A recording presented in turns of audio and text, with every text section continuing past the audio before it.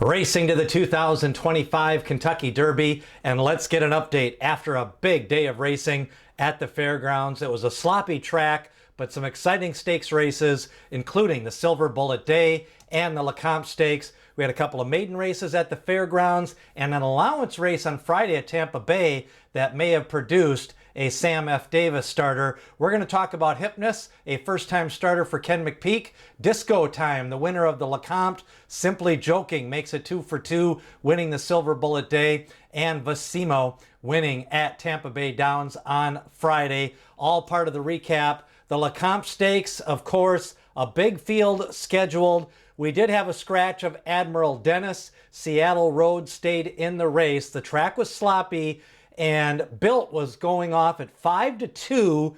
Meanwhile, Disco Time, the 9 to 2 morning line, he went off the official favorite at 9 to 5. Of course, Brad Cox does really well. Juddmonte Farms. Let's take a look at the Lecomte recap.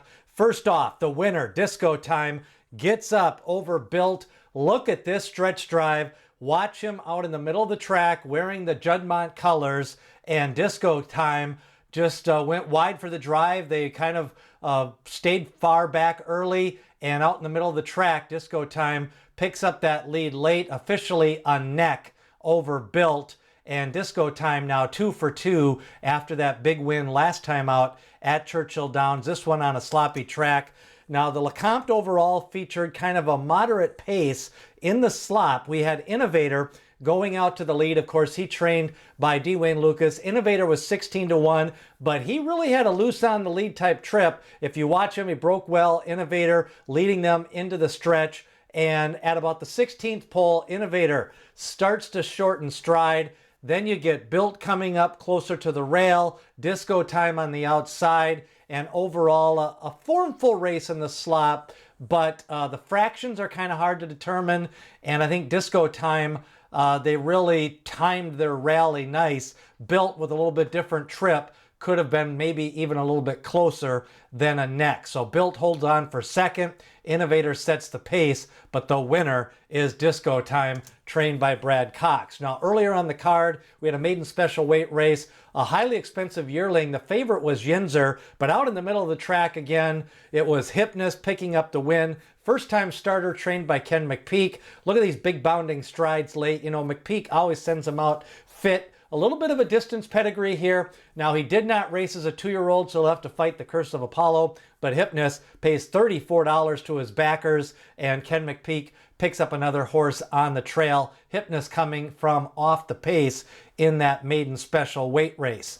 Now, Hypnus, a first-time starter. I thought the other two horses ran well. Crowell ran second. He had some proven form. Him and Yinzer had ran in the money in their most recent race in a maiden special weight. So overall, a good quality race. You could see Hypnus try to move up into stakes company. And I think Crowell and Yinzer are continuing to improve here early on in their 3-year-old seasons. And again, today's track was sloppy, may have helped some horses and not helped others quite as much. Now, Friday at Tampa Bay, we had a horse trained by Todd Pletcher, bet down to pretty much even money. Vasimo, shipped in from Gulfstream, got the win at Tampa Bay. Here he is. He's the 4 horse, sitting in second, kind of getting a good trip, makes his move going into the turn, and Vasimo improves with the win. You know, he really looks like a horse that's going to run all day. Vasimo picking up that win at Tampa Bay. Todd Pletcher trains. He likes to use those Tampa Bay allowance races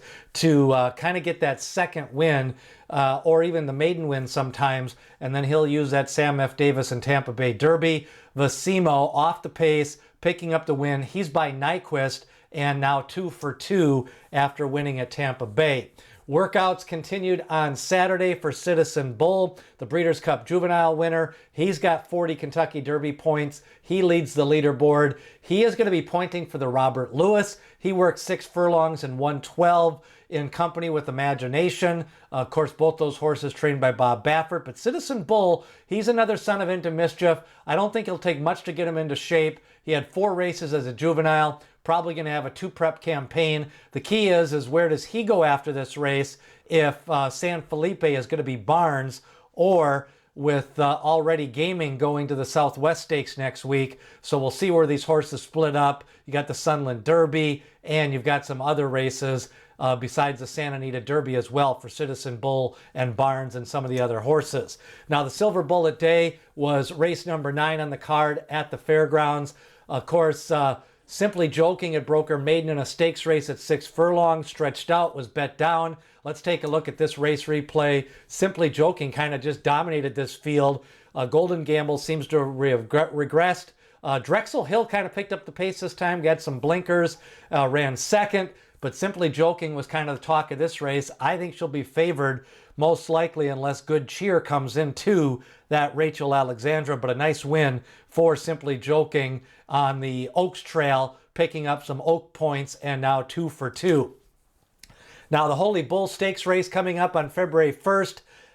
And we've got some horses. The winner of the Mucho Macho Man, Guns Loaded. Keep It Easy for Dale Romans. He won the Edward Brown Stakes last time out. And you got Grayscale possibly for Saffy Joseph. Burnham Square, a recent maiden winner. We'll probably get about 7 or 8 for the Holy Bull, including some locally based horses. Then the Withers Stakes could be a nice one. 1 mile and an eighth at Aqueduct. Sand Devil, an allowance winner the last time. Uncle Jim. Poster, of course, coming off the layoff. Of course, he won the Remsen Stakes. Uncle Hulka, winner for Chad Brown the last time out by Uncle Mo. Treaty of Rome, another Chad Brown horse. And Captain Cook, I like that name, going to possibly the Withers coming up on February 1st. Then the third race that day is going to be the Robert Lewis. Now, the Southwest Stakes going to be next Saturday, January 25th, same day as the Pegasus. We've got Sandman for Mark Casse, Patch Adams, another Brad Cox runner. He'll be probably heavily favored in that race. Speed King, American Promise, Gaming for Bob Baffert, and Monet's Magic. Just some of the runners under consideration for the Southwest.